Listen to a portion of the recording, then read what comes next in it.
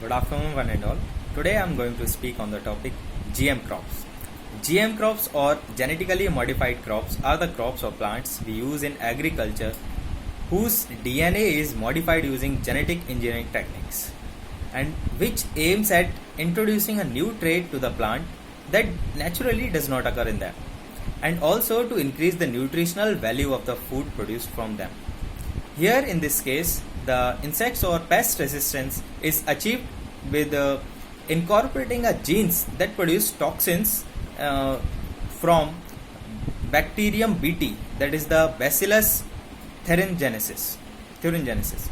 So these are just adding or incorporating into the food plants. And also in the year 2002, the Genetic Engineering Appraisal Committee works under the Ministry of Environment, Forest and Climate Change had approved the Bt cotton cultivation as commercial cultivation in our country, and currently the Bt cotton is the only approved GM crop in our country, and almost more than 10% of world's cropland is grown with these GM crops. So moving to the advantages, then the GM crops have a high resistance to diseases, insects, pests as well as herbicides. These crops have also high tolerance to just heat, cold, droughts kind of situation as well as salinity. And this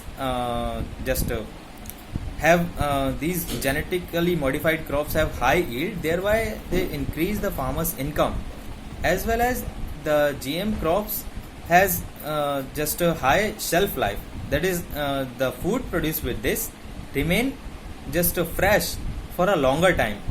And also the GM crops is one of the efficient ways of just meeting the global energy security, global food security needs. So however, apart from this, there are some challenges including the health challenges, include the allergy, headache as well as cancer and birth defects, kidney diseases, etc. There is also environmental challenges including the transfer of these genes from one crop to another, thereby creating the super weeds, and also the more increase in the virus strains in the soil, which is just destroying the land quality also. And also these crops have costly as well as take more time.